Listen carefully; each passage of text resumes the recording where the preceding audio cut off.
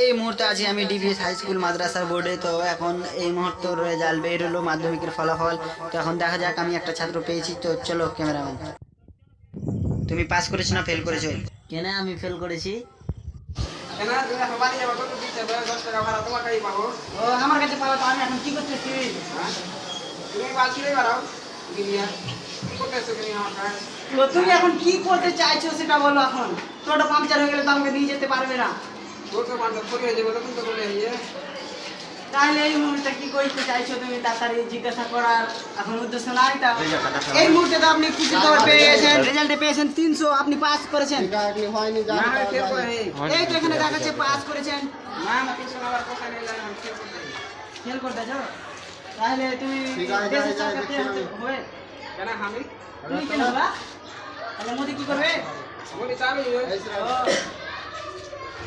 এই মুহূর্তে জিজ্ঞাসা করলাম তো এখন ছেলেটা পাস হয়েছে, ওই বলছে ফেল হয়েছে না। আমি এখন টোটো কিনেছি, টোটো চালাবো। তো ছেলেটা পাস হয়ে চলে গেছে, এখনও জানে না। মূর্খ মানুষ কী করবে? এখন তো আমি দেশের প্রধান, তো তার জন্য বলছি কি এরকম ছেলে ঝান্ডু মুখাটা মাঝে মাঝে দেখাই যায়। দেখি তো শালা কবে নাম শালা টোটো থেকে না এটা ডিজিটাল ড্রাইভার নাকি? না দিতে বললাম আমার কাছে চাপলে পয়সা লাগবে।